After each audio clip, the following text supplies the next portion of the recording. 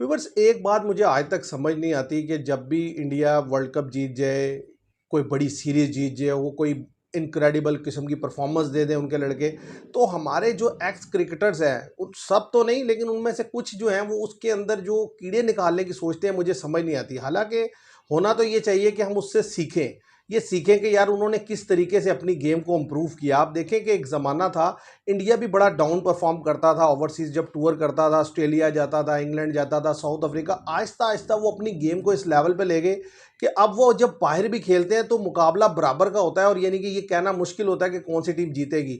तो अभी जो रिसेंटली स्टेटमेंट आई मोहम्मद शबीर की, जिसमें उन्होंने कहा कि जी जो लास्ट टेस्ट मैच हो रहा था ओवल में, उसके आखिरी दिन में जिस तरीके से 80 ओवर के बाद भी गेंद स्विंग हो रहा था और रिवर्स हो रहा था, तो उससे लगता है कि जो इंडियन बॉलर्स हैं उन्होंने कहीं बॉल टेम्परिंग किया, उन्होंने वैसलीन का इस्तेमाल किया बॉल टेम्पर करने के लिए। तो मैं ये समझता हूँ कि ये सब अजीब किस्म की स्टेटमेंट मुझे इसलिए लगती हैं कि जब भी इंडिया जीतता है, कभी कोई पाकिस्तानी क्रिकेटर कह देता है, कभी कोई कह देता है। ये लॉजिक नहीं है इसकी। उसकी वजह यह है कि ग्राउंड के अंदर इतनी ज़्यादा कैमरास लगे होते हैं, इसके अलावा जो लोग क्राउड में बैठे होते हैं वो लदा मोबाइल फ़ोन कैमरे की शक्ल में लेकर बैठे होते हैं। तो ये कैसे पॉसिबिलिटी है कि वहाँ पर पता ही ना चले, और जबकि एक पाकिस्तान का अपना अंपायर वहाँ पर खड़ा था। तो मेरा ख्याल है इस तरह की स्टेटमेंट देनी बनती ही नहीं है, लेकिन क्यों बार बार ऐसी स्टेटमेंट देते हैं, मुझे बड़ी हैरानगी होती है। और फिर इसी तरीके से जो पाकिस्तान के एक्स टेस्ट क्रिकेटर हैं, ये मोहम्मद तनवीर तनवीर अहमद, इनके बारे में मैं ये कहूँगा कि ये पता नहीं क्यों इतना, मतलब इनके अंदर इतना एग्रेशन है कि ये हर चीज़ को एक डिफरेंट एंगल से क्यों देखने की कोशिश करते हैं।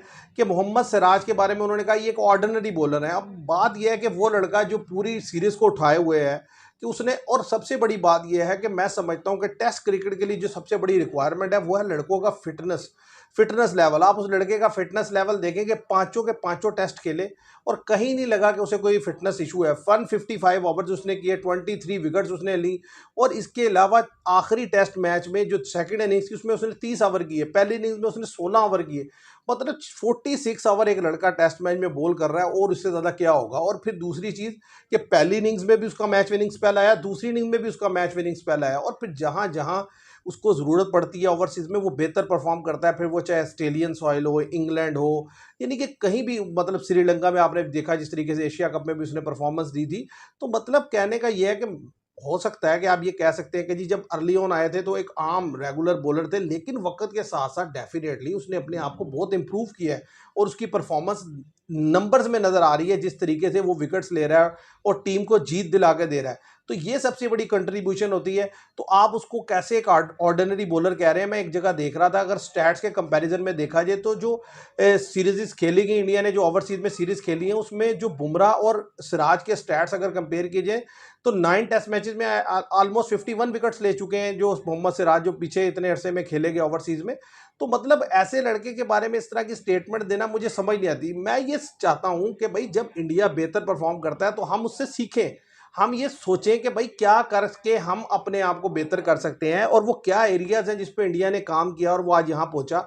आपको भी याद है एक वो जमाना था कि उनके पास फास्ट बॉलर अवेलेबल नहीं होते थे, और आज एक जमाना है कि वो सीरीज के अंदर उनके 3-3 4-4 फास्ट बॉलर अनफिट हो जाते हैं, इवन देन उनके पास फास्ट बॉलिंग अवेलेबल होती है और वो उसी से डिलीवर करके मैच जीत जाते हैं। आप देखें ओवल की, अगर आप पिच को देखें तो पिच जो था ग्रीन टॉप था, उसके अंदर अच्छा सीम था, बाउंस था। और दूसरी तरफ आप देखें जसप्रीत बुमराह जो है वो जो है अपनी फिटनेस इशू की वजह से वो नहीं खेले। इसी तरीके से जो उनके दूसरे बॉलर हैं अर्शदीप सिंह, वो भी उनको फिटनेस इशू रहे थे, वो भी नहीं खेल सके। हर्षित राणा को उन्होंने पहले ही वापस भेज दिया था। इवन देन फिर भी उनके पास 3 बॉलर अवेलेबल थे और उन्होंने डिलीवर करके दिया और टीम को मैच निकाल के दिया। तो आप उनकी बेंच स्ट्रेंथ चेक करें फास्ट बॉलिंग की, और आप अपने पास देखें कि हमारे पास तो इस वक्त टेस्ट में खिलाने के लिए फास्ट बॉलर कोई नहीं है। हमारी जो क्रिकेट चल रही है, हमारा कोई लड़का लॉन्गर वर्जन की क्रिकेट खेलना ही नहीं चाहता। आप देखें ओडीआई, हमारी मैनेजमेंट, हमारे लड़के सारे अवॉइड करते हैं कि किसी तरीके से लॉन्गर वर्जन की क्रिकेट ना खेलनी पड़े। आप देखें अप्रैल से लेकर या मार्च से पहले हमने टेस्ट खेले हैं, जो वेस्ट इंडीज से खेले थे हमने, उसके बाद से लेकर आज ये तकरीबन हम अगस्त में आ गए हैं, और अभी आगे अक्टूबर नवंबर में जाके कहीं पाकिस्तान की टेस्ट सीरीज होनी है। तो मतलब पिछले 7-8 महीने से कोई टेस्ट सीरीज नहीं। उधर टीम्स जो है एक के बाद एक टेस्ट सीरीज खेल रही हैं। अभी इंडिया 5 टेस्ट मैचेस की सीरीज खेला है, वेस्ट इंडीज से ऑस्ट्रेलिया ने 3 टेस्ट मैच की सीरीज खेली है, इंग्लैंड नवंबर में जा रहा है एशिज खेलने के लिए जा रहा है, इंडिया अपने होम सॉइल पर वेस्ट इंडीज से खेलेगा। तो कहने की बात यह वो प्रेफर करते हैं कि लॉन्गर वर्जन की क्रिकेट खेली जाए, वो ओडीआई को भी प्रेफर करते हैं, वो 50 ओवर को भी टेस्ट को भी प्रेफर करते हैं। यहाँ कोशिश होती है कि किसी ना किसी तरीके से कन्वर्ट करके ओडीआई हो, टेस्ट हो, सबको सबको कन्वर्ट करके T20 बना लिया जाए। वो तो ये है कि जब से WTC का इशू आया है तो ज़ाहिर है टेस्ट आपको मजबूरन खेलने पड़ते हैं, लेकिन आप देखें आप 2 टेस्ट खेलते हैं या हार्डली 3 टेस्ट मैच खेलते हैं, लेकिन उसमें भी परफॉर्मेंस ऐसी होती है कि ना तो देखने के लिए कोई आता है और ना उसके अंदर वो चार्म क्रिएट होता है, ना ही लड़के उतनी वो एफर्ट दे पाते हैं। आप देखिए कि आपने कैप्टन जो रखा हुआ है टेस्ट मैच के लिए, लोगों ने सबसे कंपेटिटिव टीम जो है वो टेस्ट के लिए रखी हुई है, हमने सबसे थकी हुई टीम जो है वो टेस्ट के लिए रखी हुई है। तो कहने की बात ये अपने एरियाज को इम्प्रूव करने की ज़रूरत है, अपने ऊपर काम करने की ज़रूरत है, बजाय ये कि आप दूसरों पर क्रिटिसिज्म करते रहें कि जी उसने बॉल टेम्पर्ड कर दी, उसने ये वो बॉलिंग ठीक नहीं करता। भाई अगर वो ऑर्डिनरी बॉलर है तो हमारे पास कौन से एक्स्ट्रा ऑर्डिनरी बॉलर है? हमारे पास तो पिछले इतने अरसे में जो बॉलर कोई आ ही नहीं रहा। आप देखें कि एक के बाद एक जो बॉलर आता है वो T20 बॉलर तो होता है, लेकिन ना तो उसे ओडीआई का बॉलर कह सकते हैं प्रॉपर, ना उसे टेस्ट का बॉलर कह सकते हैं। और टेस्ट का बॉलर होना बहुत बड़ी बात है। भाई हमारे पास इस वक्त जो सबसे बड़ा फुकदान है वो फिटनेस का है। हमारे लड़के टेस्ट में जब गेंद करते हैं, आपको याद ही नसीम शाह जब बांग्लादेश के अगेंस्ट खेल रहे थे और उन्हें जब इवनिंग यानी कि जब उन्हें लास्ट स्पेल कराने के लिए कहा तो उन्होंने कहा जी मेरी बॉडी इजाज़त नहीं दे रही कि मैं मजीद ओवर कर सकूँ। तो हमारे तो यंग लड़कों की ये हालत है। तो दूसरी तरफ आप उन लड़कों को कह रहे हैं कि जो परफॉर्म करके दे रहे हैं, तो फिर ज़ाहिर है आपके ऊपर क्रिटिसिज्म ही होगा। तो बात यह है कि इन चीज़ों से हट के देखना चाहिए कि यार ठीक है बीसीसीआई का एक कंट्रोल है, आईसीसी में सारा कुछ है, लेकिन उसके लड़के परफॉर्म भी करके दे रहे हैं। आप ये नहीं कह सकते कि उन्होंने कोई इंग्लैंड की आंखों में धूल झोंक दी थी, या इंग्लैंड को उन्होंने कहा था कि गलत शॉट्स खेले, या उन्होंने कहा था इंग्लैंड को भाई कैच ड्रॉप कर दें।